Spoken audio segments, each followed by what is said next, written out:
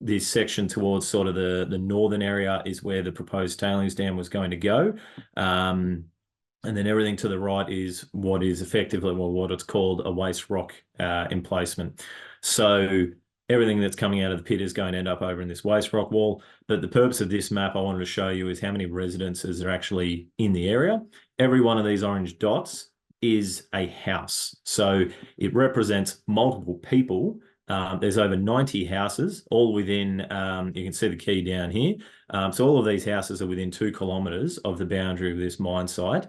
And each of those houses obviously has more than 2 people. So we're talking more than 200 people that are directly next door to this proposed mine. And that doesn't count any of the residences that are actually in the middle of this land, which are going to be destructed and demolished in order to make way for the infrastructure required for the mine. So we're not talking, 5 or 10 people or something like that live out on their farms and are a little bit upset that it's going to be loud. We're talking over 200 people that are within 2 kilometres of this mine site boundary. So we're talking light, air quality, noise, traffic intrusions, all sorts of issues and impacts on their way of life, which were all discounted, I'll say, by the state government for the fact that this is going to bring some economic benefits to the state and even smaller economic benefits to the country. So it ignores all of the impacts to the actual people which are going to experience it and says, well, the broader community are going to benefit slightly, therefore it's worth approving. So I just wanted to show this map as well to go over how many people are involved. And that it's not a small impact. And this isn't even Blayney. This is just people in the realm of Kings Plains. So this whole project is less than 10 kilometres from the actual town of Blayney. Blayney has got a couple of thousand people that live within the CBD area of it. So we're talking a significant impact to a significant number of people, and the media don't seem to care. They haven't spoken to anyone in Kings Plains on the back of this result. They didn't speak to any of us or make loud noises when this was all approved by the state government, even though you've got over 200 displaced people that are within 2 kilometres of the mine. Dan, I might just jump in just a question, because I've just, Yep. in terms of the map, it might just be, Adrian's asked, does the mine from viewing the map run along the Mid-Western Highway and also Fitzgerald's Mount, just as we're looking at maps? Yep. So it does, the boundary of the mine site goes right up to the edge of the Mid-Western Highway. That's correct. It doesn't go quite to Fitzgerald's Mount. So Fitzgerald's Mount is further over to the east, over this way. It does border the Victoria State Forest here. As you can see, it aligns itself. That sort of dark green patch is the Victoria State Forest, which John can touch on because that's where his bees are. But the Mid-Western Highway, the border of this mine goes literally right up to the Mid-Western Highway, and you can actually see if you look at the bottom right, if I just zoom in over here, this little sort of oval oblong shape down here is what they call a water management facility. And that is, as you can see, it's within a few meters of the actual Mid-Western Highway road. So the waste rock wall, which is the edge of this darker sort of perimeter here, you can see again is within a couple of 100 meters of the Mid-Western Highway. So we're talking truck movements, we're talking explosions, we're talking very significant infrastructure, all within couple of hundred meters of Mid-Western Highway. That's correct. Yeah. Which also is another issue which we raised around traffic. So the driveway entrance, this image is from the original EIS, but the updated driveway entrance was actually going to come opposite the R15 dot, and that area there is actually going to result in a reduced overtaking lane just before you go down Fitzgerald's Mount. So it's your last opportunity to get past any sort of heavy vehicles, trucks, buses, that sort of thing before they do 20 kilometres an hour down the hill. But it's also a very high risk area in winter where black ice occurs daily. and where fog occurs daily as well. So that was again a very significant issue, which we raised to the state government, which again they said can be mitigated with what they called management plans, which ultimately, again, I was going to touch on later, but I'll do it now. The state assessment approved this project on the basis that all of the volumes of issues which were raised by all sorts of people, including our group, can all be managed by what they call management plans. Now, the management plans are prepared by the proponent. Some of them, very few of them, involve consultation with external parties such as our group or the broader community or water users and things like that. But ultimately, they're prepared by the proponent. They don't have to take on the feedback that they get in that engagement process. They just have to say why they've ignored it. And then the management plan is approved and they can operate under that. Now, we all know that mining companies are obviously going to make it as easy as possible for themselves in a management plan as to what they do. But then even following from that, enforcement of these management plans doesn't exist. The EPA, we know from results that have happened at a mine further west from where we are, that the EPA doesn't enforce any of the conditions which even the department impose, or any of the restrictions which a management plan is supposed to encompass as well. So it gives us no comfort at all that the state government says, yeah, this will go ahead. We've heard your concerns and we understand their issues. We acknowledge their issues, but we're just going to tell the proponent that they have to manage it with a management plan. There's no comfort in that. There's no responsibility in that. There's no accountability in that whatsoever. So it's again a very inequitable assessment process at a state level. I'll just jump back over to the main EIS. So this, again, this slightly outdated, but the main infrastructure remains the same. So this details that water management facility that I touched on right next to the highway. You've got the open cut pit, which I'll make point of here, is not going to be refilled. The company makes no hidden agenda or anything like that with that claim. They know they're not going to fill it in. They deem it's too uneconomical to fill in. But when I asked them to actually run the numbers to prove that, they refused to, and the state government didn't force them to. They simply said it's just industry understanding that that is going to cost too much to fill in. So that's Dan, just give us a sense of the scale of that pit. When you say a pit, yep.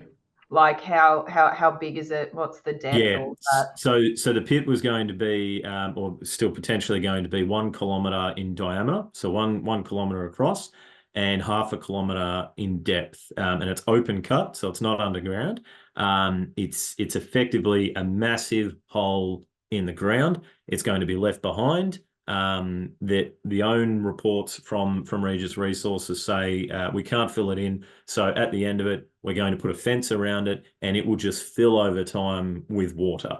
And the state government said, yep, that's fine. No issues with that at all. Put a fence around it, let it fill with water, on you go.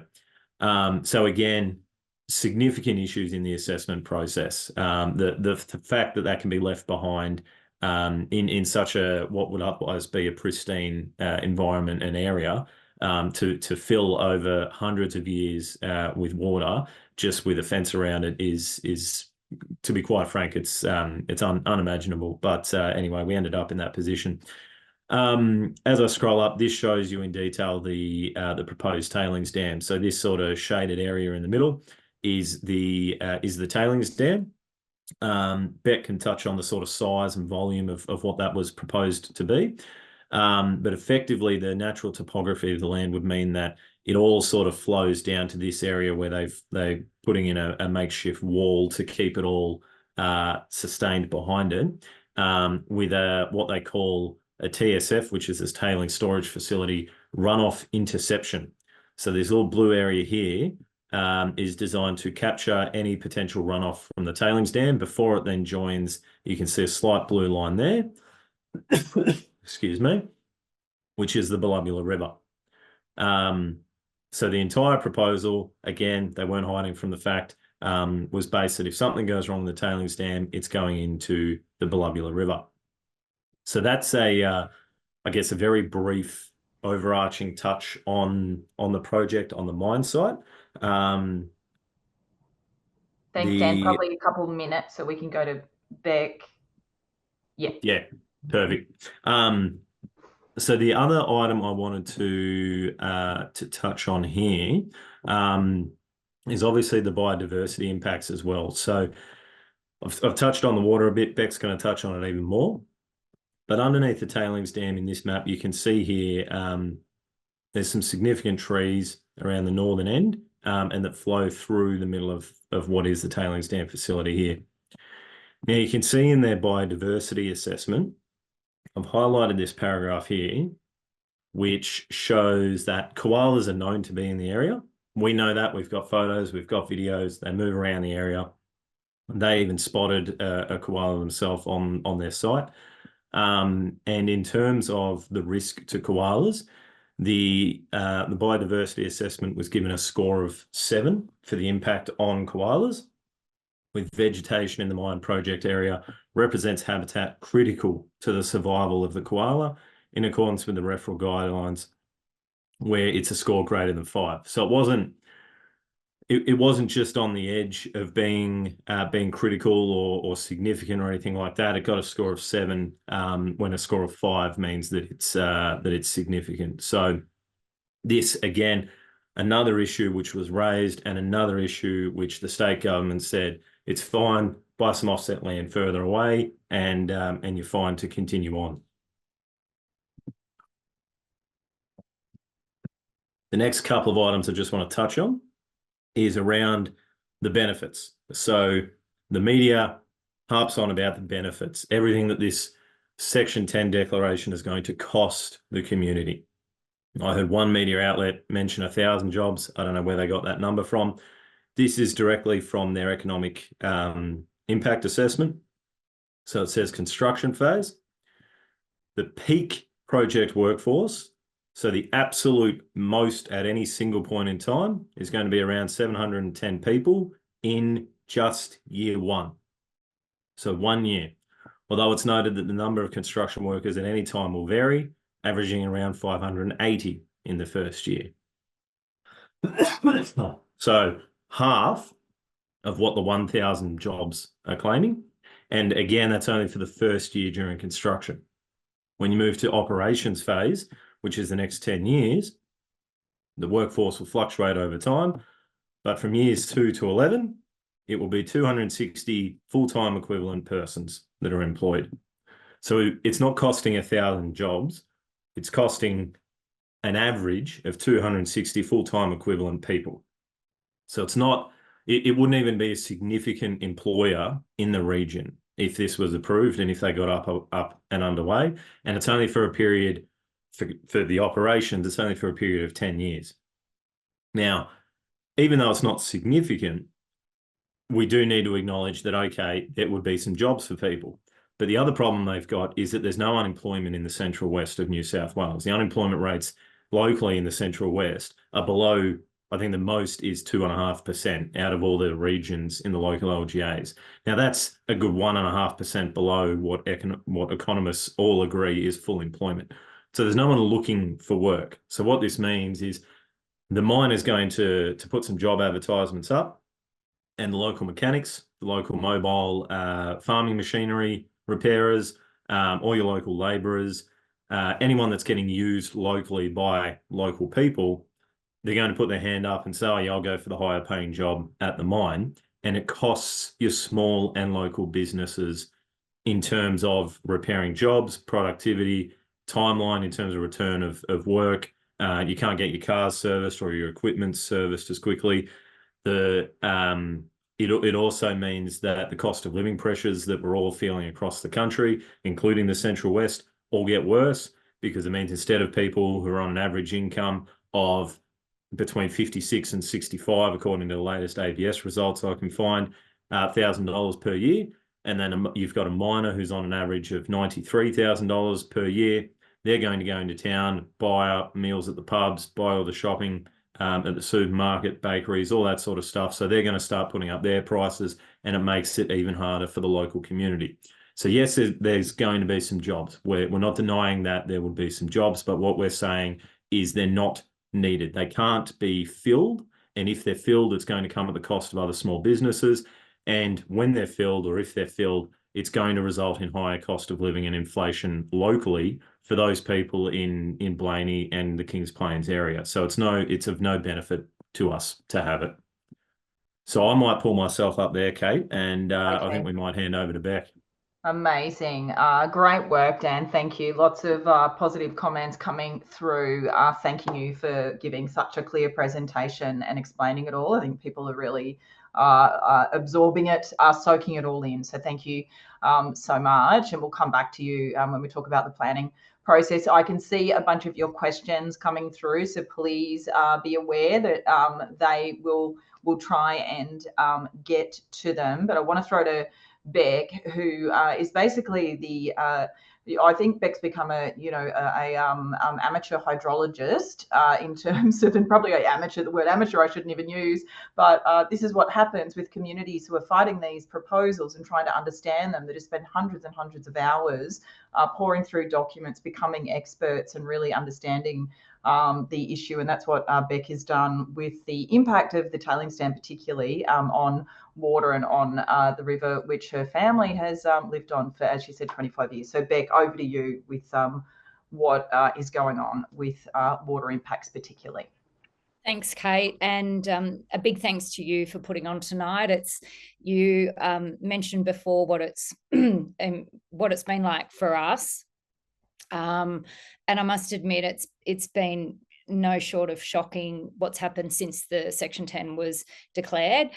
We were expecting media coverage, but as you said, it wasn't a big project. We didn't really foresee anything bigger than when the project was approved. But what came forward was quite astonishing, and we've never seen anything like it. And we've been involved with the media now for 6 years while the project's been running, and devastating is one word, but look, it is what it is. So I'm just going to touch quite briefly, if I can. I'm by no means an expert, but what I will be referring to is any documentation that you can care to go and look up yourself if you feel the need. This is all taken, as Dan's has, from Regis Resources' own EIS.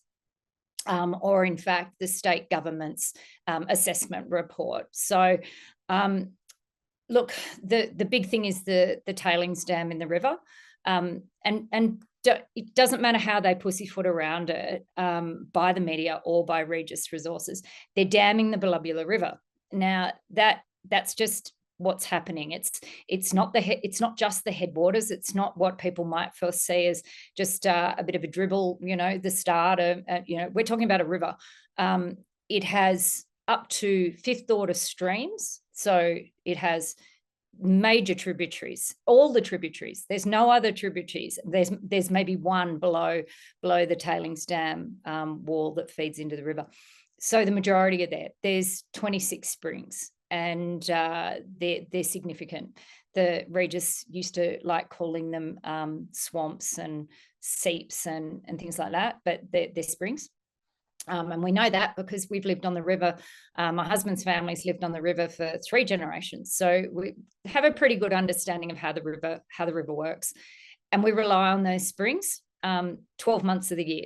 When it doesn't rain, the springs pop up, and they will actually start feeding the river and just filling the holes. It doesn't make the river flow, but it fills all the holes. As I said, we have 10 k's frontage of the river, and we actually back onto Kako Dam. So we see what happens in the river every season of the year. When the holes are filled, when it rains, then the river flows. So all of a sudden you get the river flowing again. That can be after a drought, which we've had plenty of. It can be after a normal season. The river just starts to flow because it's already charged. The flats are charged and it's ready to go. So what essentially they will be doing when they say they're going to drill out the springs, they're going to fill them with cement, and they presume that they will just go on their merry way. And I do quote, they did say that to us when we raised concern initially. The number of springs is like 22 or something. 26. 26. Yeah. So that's all that's the lion's share of the springs that feed the river. So we're talking about a tailings dam that I don't know if anyone's familiar with Warragamba Dam, but when you're talking in sizes, if you want to compare, the wall of the tailings dam, which will go across the valley, is going to be 1.2 kilometres long. It's not a small tailings dam. It's going to be, if you know, Warragamba Dam is 50 metres high. This is going to be around 40. So it's very high. It's going to have a surface area of 660 acres. That's only surface area. So it's going to spread out over the whole lot of springs, tributaries that cover the whole headwaters of the dam. It is going to physically block from day one. As soon as that wall is built, it will block the river. So we will not get that. We will not get that flow, and an extremely important flow, because not only does it feed us as it goes past, it also feeds into the Lachlan, and then it's part of the Murray-Darling Basin, and we all know how much trouble it's in. So why are we cutting off and severing these headwaters just for these small economic gains? And they are gains to the company, not to us, as Dan's told us. Why is there not more importance being put on our river systems? They're being chopped off. It's like death by 1,000 cuts, and it's not changing. So for personally, our family, we've been through a lot of issues with water through the life of the project. This project was never viable on its own, and that is because of the amendments that were made. So many of them were around water. They could not make this fit to be able to work and get a green tick. So the government had to keep moving the goalposts so that Regis could then meet these goals that they had to kick.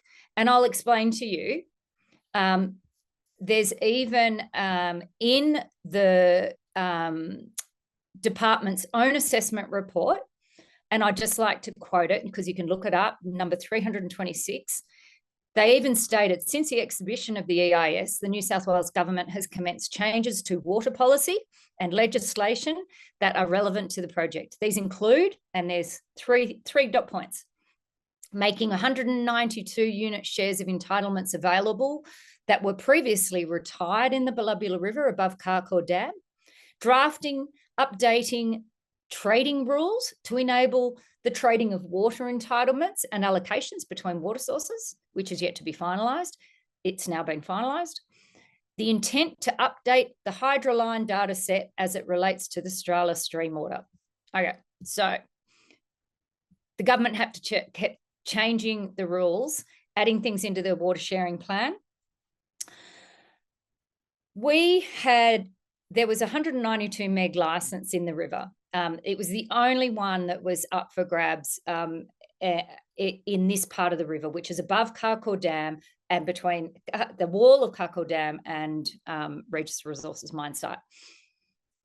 It was left to environmental flow very deliberately. The river, we ensured that it was not taken up because it's really important that we have that flow going past to keep the health of the river. So it was given back to environmental flow. One of the things where they said they allowed them to buy licensing is this point in case. And what happened was the minister decided to bring back and pull back these licenses that had been left to environmental flow and allow people to tender for them. So our family, and combined effort, we tendered, as we probably tendered more than what we could afford to buy them for, because we were very passionate about keeping the health of the river and not having it taken. We lost. Regis won that. They blew us out of the water. They spent a lot of money on licensing so that they, as they said themselves, so they could make good and look like they're doing the right thing. And that certainly wasn't the case with us. So they had 192 megaliter license. As Dan said, they had, I think, 262 megaliters of licensing. They needed 2,000, and that's because of the precious area that they were taking the water from, which is the headwaters of the river and right in the middle of the river. So they had a massive shortfall, and hence this is why the government had to make yet another change to their legislation and to their rules. They had to then go and change the licensing so that Regis was able to purchase water licensing outside of our catchment, outside of the Karkor River, the Karkor Dam catchment, because we're in the unregulated part of the river, and allow them to buy licensing on the market downstream and use that as an offset. So yeah, this is particularly like a regulation. It was quite extraordinary. Like Kevin Anderson made a regulation specifically for McPhillamys to do this. So I'll try and find everybody the link and send that through. Just extraordinary. That's what you're talking about, isn't it? That, yeah. Absolutely. And this is where we when we first started out 6 years ago, we thought there's no possible way this can get through because of these restrictions of needing this licensing and in a part of the river where that licensing wasn't available. But then, you know, by a stroke of a pen, they would change that. So this happened quite continuously. So they've done that. I'd also just like to quickly touch on, and I know Dan touched on the pit, but it's all interlinked. So the pit, because it's 500 meters deep, is going to be the deepest water source from anywhere in the region. So it's going to draw it's going to be like a sink. It's going to actually draw water into that area from the surrounding area. The problem with that is that supposedly when they're done, and this is again stated in their Appendix H8, which is their groundwater appendix in their EIS, they state that by the time I said run away, sorry, by the time they leave and cease operations, the water will actually take 500 years before it reaches equilibrium. So it gets back up to the level where it's not acting as a sink from the surrounding area.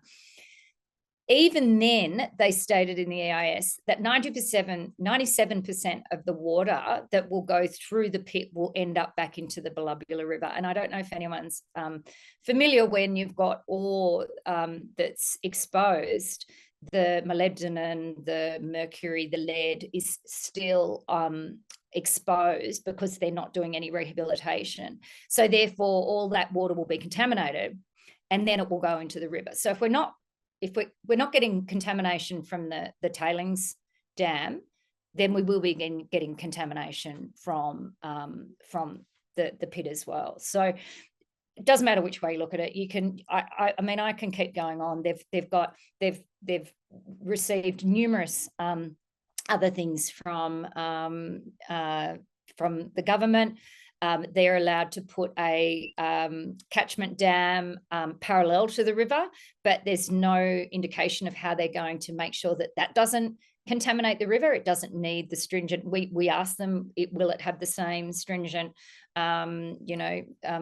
measures put on it like the tailings dam with liners and that sort of thing? And they said no, and yet it's on the alluvial flats that will potentially go back into the river as well. The whole thing about this is that the project struggled to get through, and had the state government not been so quick to move the goalposts for Regis over the past 6 years, it would have been dead in the water and it wouldn't have even gotten to the IPC. That is just like extraordinary, and the thank you, Beck, and that's what people aren't hearing. Just how much this project has been struggling during that time, as you said. So yes, super important information. Thanks everybody for continuing to put your comments in. We're seeing them, but I do want to go to John. I do want to go, and whoever is with Beck, hey, Bex, yeah. So, John, are you there now for us to go to you? Yeah. Hey, John. So, John Goldfields Honey, what has, yeah, talk to us about the impact of it on your wonderful beekeeping business. G'day, Kate. Thank you very much for the opportunity to talk. I guess I'm going to give a bit of a case study on our family business and how it's going to be affected by the mine. So our family have lived, worked, conducted business, farmed, beekeeped in the district for many decades. So we're one of the largest beekeeping companies in Australia, and we're based about 2 kilometres from the proposed tailings dam. So we're much more than beekeepers. We're a vertically integrated business where all our family work, my brothers, sisters, mum.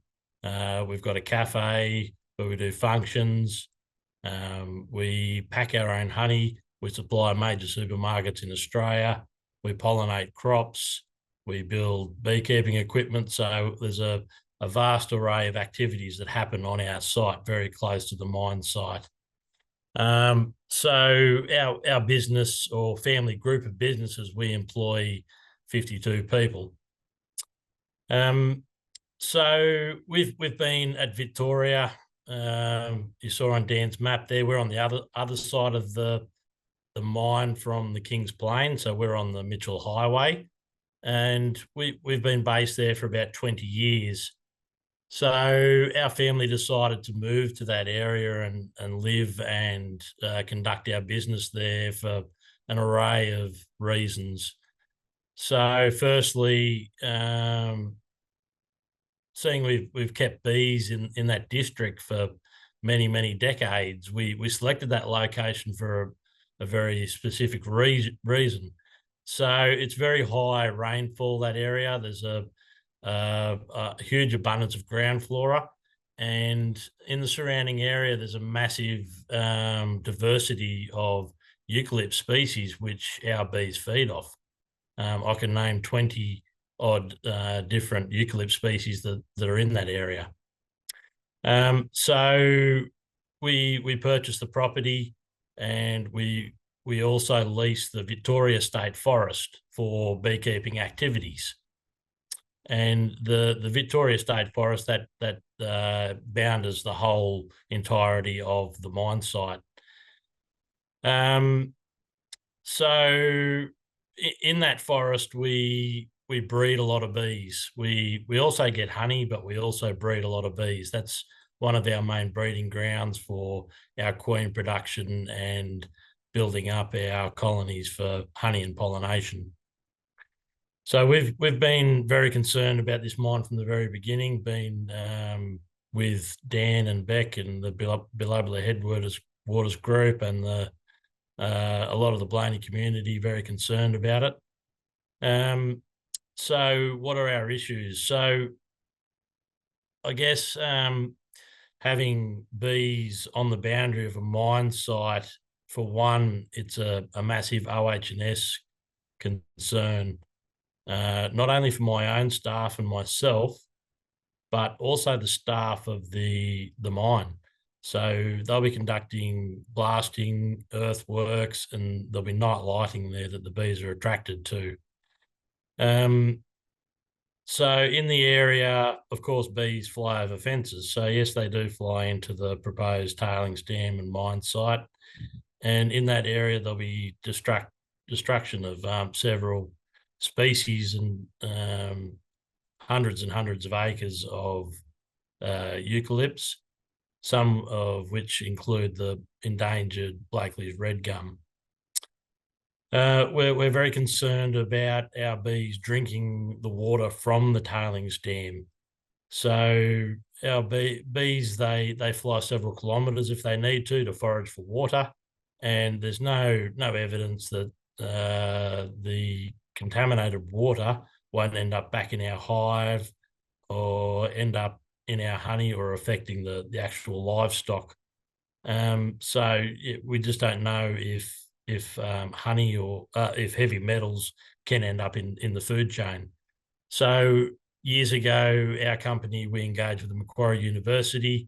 We've been out and we conducted air, water and honey samples to get that baseline data to prove what was in the environment before any mining commenced. So the health of the bees, we're very concerned about the health of the bees being in a dusty environment. We've seen what's happened to Cadia, which is not far away. There's plumes of toxic dust blowing all over the district, and we don't know how that's going to adversely affect the bees, but I'm pretty sure it won't be good. So our actual facility, so we bring back all the honey to our facility and we extract it from the comb there. We process it, put it into the IBCs, and then it's packed for major supermarkets around Australia. So our facility is SQF, or Safe Quality Foods accredited, and we have very stringent activities that happen there. We have to test the water for wash down. We have to adhere to very strict protocols to be able to pack for major supermarkets to ensure that the product is safe. So our business is very concerned about the dust coming over from the mine site, landing on our roofs, running into the water, the rainwater, which we use to wash down, landing on packaging, which goes inside to be packed full of honey. So our company, as I said, we employ 52 people, and a lot of those people, they struggle for accommodation as it is. We actually have to rent houses for locals, guys living in the district. We have to help them find houses to be able to stay in the area and live. And on top of that, we simply just can't find enough workers. So like any agricultural industry at the moment, whether it be orchards picking the fruit, we have to employ a lot of foreign labour to come over, and the professional beekeepers, they come over and work on our hives, and we just simply cannot find staff to undertake those activities in our district. Future expansions. So we do have a development application approved with Bathurst City Council for a 5,000 metre square factory, and that will further develop our employment in the district. But we're really unsure whether to proceed with that or to pack up our lifetime's worth of achievements and move somewhere else. And lastly, I'd just like to touch on varroa mite. So the varroa mite is an endemic mite around the world, and it's just been called endemic in Australia about 12 months ago. So honey, while it's a lovely product, we all love to eat it, that's probably not our biggest achievement. The biggest impact that bees have on the environment is pollination. So 1 in every 3 mouthfuls of food is directly derived from pollination of honeybees. In fact, the beekeeping industry in Australia contributes $14.2 billion to the Australian economy via pollination. So with varroa mite threatening our bees at the moment, it's proven around the world it will kill any hives that live in the trees, any feral beehives, which are currently providing incidental pollination to our horticultural industries. And therefore that $14.2 million could well and truly double. So that's really showing the need to look after the resources for our industry. We need to look after our bees, keep them healthy, not only to produce honey, but to produce food. And the money that the Regis Resources project was going to contribute to the economy is nothing compared to looking after the bees and the pollination ramifications that will go forward. So lastly, just to finish up, we've expressed all of our concerns to the DPE. We expressed them to the Independent Planning Commission. And the mine was approved, simply saying that our business can coexist with the mine site so close to us, and not really outlining how we will coexist. So thank you, Kate. Thank you, John. Gosh, honestly, that is just absolutely extraordinary. Like 52 people, did you say, in terms of that you employ, and put that with the map that Dan showed in terms of how many people live in the area. 200 people within 2 kilometres. I think I got within 2 kilometres of the mine footprint. That is just a hell of a lot more people impacted right there. Compared to the so-called permanent jobs that will be brought in. I think it's really important to get that whole perspective about how hard it is to actually bring people into the district now. So many questions are coming in. We are going to get to the why the hell does the Labor government want this project to happen so much, because a bunch of you have written about that, of course. But I do just want to quickly, so Dan, because you said, so the EPA doesn't enforce the conditions. Like, you kind of hear all of the stuff that you've just put in, Beck's just said, John's just said, and just gone, what the hell? Like, what happens now in terms of all of you living there? What happens with John's business? What happens with, Beck's farming business? Like, what are you expected to do now? That's kind of my first question. Are you just living with have they talked compensation, anything like that? Not that we want it to go ahead, and then we'll get to the political stuff. But what do they expect you to do? Just live with it? Yeah, yep. To put it bluntly, they do. So me and my wife, we actually live across the road. So what I might even do is I'll share my screen again. So we are on this map of all of the residents. My wife and I are the receiver. That's what the R stands for. We are receiver number 25. So if you zoom into the bottom right corner here, it gives you a bit of a closer view. We're that orange dot there, which means, and if I come back over here to the bigger view, we're within that cluster of dots there, which means our future outlook out of our front door is going to be a waste rock wall. We're going to be within 1.5 kilometres of a pit. That's all if this goes ahead, of course. The proposal went to the state government to say, look, we acknowledge there's 17 people within that cluster which are very close and that will have impacts that should be mitigated. So we're going to offer them what they called negotiated agreements. Now, my wife and I haven't signed ours. About half the people have, about the other half have not. And they are not what I would call negotiated agreements. I'm a public practice accountant and financial planner. I'm well versed in negotiations and what the company has offered people and the way that they've gone about the conversations and the negotiations, in inverted commas, is nothing of a negotiation of the like. It's very much a document that says, here you are. We'll make an offer if you want to leave on your property. If you don't like the offer, tough luck. If we can't agree in mediation or arbitration as to the value, and if you want more or if you think it's undervalued, then tough luck. We're not actually obliged to purchase your property. We just have to make an offer. And if we don't agree, then we can withdraw the offer and you're stuck. But at the same time, we're going to put a covenant on the title of your property that says if you try to sell to anybody else, they have to also sign the agreement that you've made with us. There's then a mix of, I guess, changes to aspects of properties so that maybe you're not looking directly at the mine. So they might give you an entertainment area out the back. They might double glaze your northern facing windows only because the sound won't carry to the back of the house, apparently. And therefore they don't need to double glaze your back windows.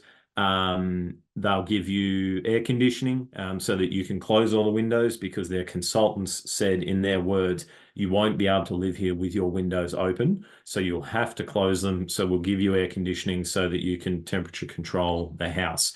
My wife and I looked at the consultant and said, that's not why we live here. We live here for the fresh air, the fact we can have our windows open. And the consultant looked very confused and said, but if you have them open, you'll have all the noise and the dust from the mine. Why would you want to do that? So they're completely out of touch with the reality of what it is. Where we are at the moment, so my wife and I lived in a shed for the first 5 years on our property, whilst this whole assessment and determination was going on.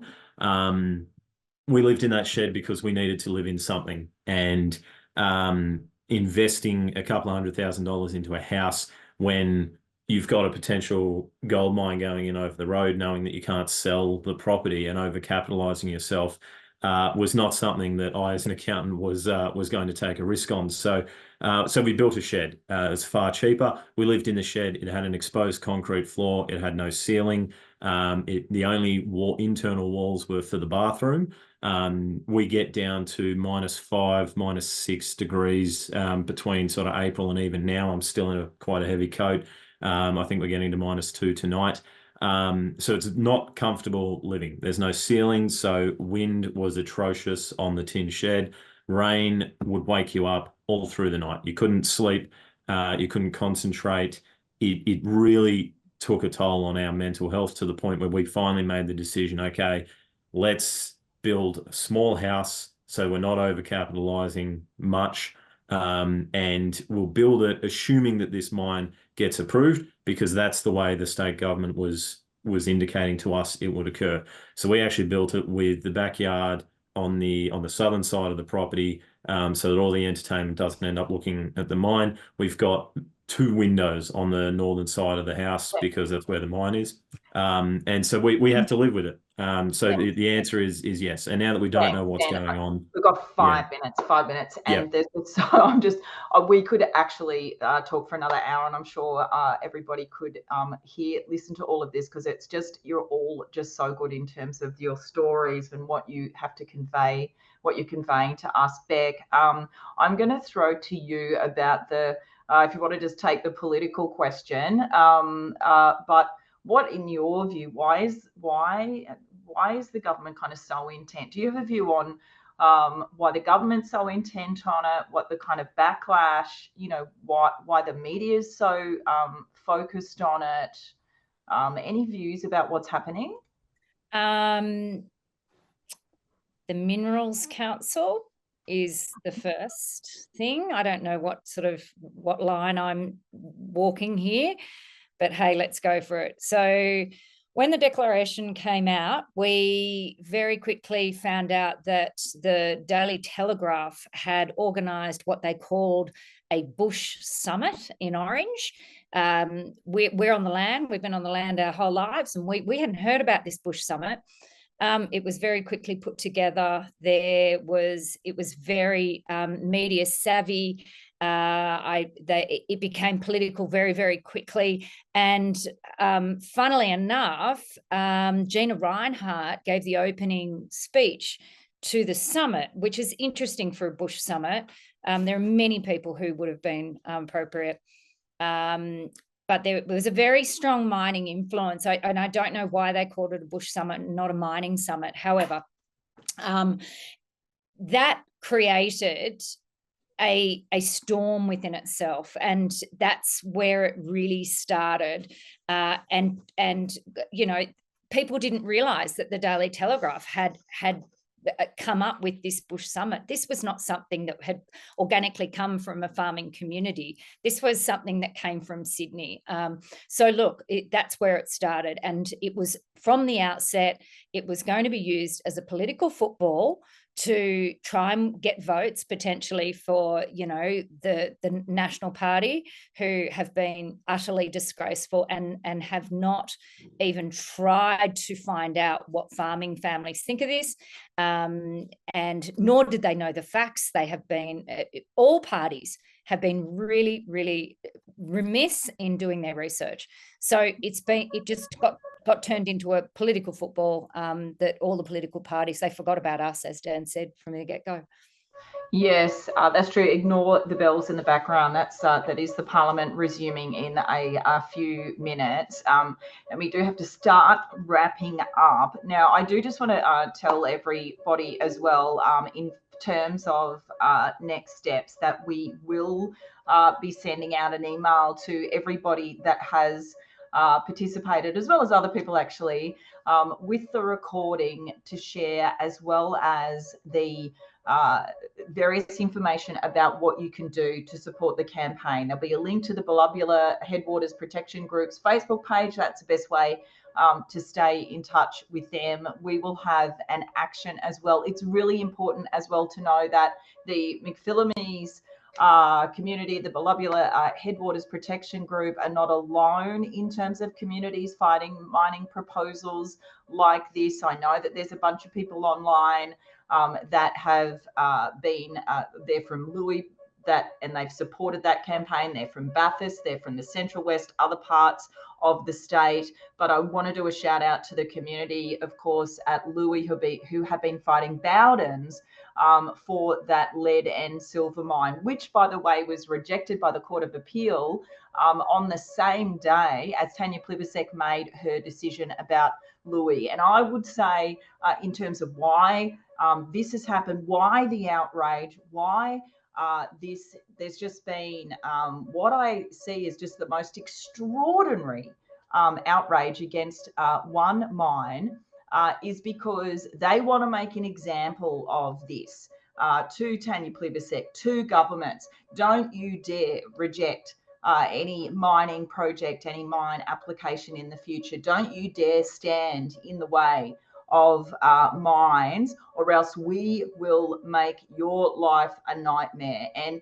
I have to say, in terms of cultural heritage, because we've run out of time to really go through that in detail, which is unfortunate, but we potentially might even do another one in a little while, because what we have seen in terms of the complete attacks on the traditional owners, on people who have dared speak up for country, has been absolutely disgraceful by the right-wing media. Again, they have wanted to basically make an example of people who have dared stand up and fight for country.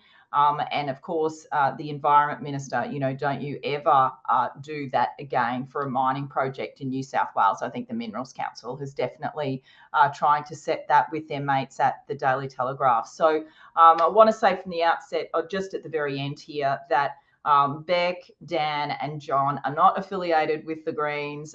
They're not, politically aligned with the Greens in any way. But I just put this forum on to give them a voice, because, as I said, their stories and the actual facts about the impact of McPhillamys Mine is not being told. So with that, everybody, I just wanted to say a massive thank you to our speakers. And I will say here, in terms of having people come in terms of traditional owners to talk about the cultural heritage impacts, we did make a call that the distress and the attacks were too much, and that we weren't going to allow that to happen with this webinar. And that's why we didn't actually cover that as much as we should tonight. But I tell you what, in terms of all the archaeological reports I've seen as part of the heavy metals mining inquiry that we did into this mine, all of the evidence that came through, there is no doubt whatsoever. It's a two rivers, sacred rivers, called Belubula. Just the stories of it were just absolutely extraordinary, and we can definitely point you to some of that, because I know some of you are interested, and many of you are interested in that. Thanks again for joining, and I just wanted to say to the local community, I think you've got a lot of support out there, and there's a lot of, as you know, communities who have fought or are fighting similar things, and we will try and connect them as much as possible, because We just need to ideally protect that part of the world. It's absolutely crazy. And I know you're not against mining everywhere, but that is a really crap place for a mine. And I think you've explained that very well tonight. So thank you so much. Thanks everybody for joining. Fantastic. And thank you all for your wonderful chats, your supportive comments. You're all awesome. So thank you. Have a great night. See ya.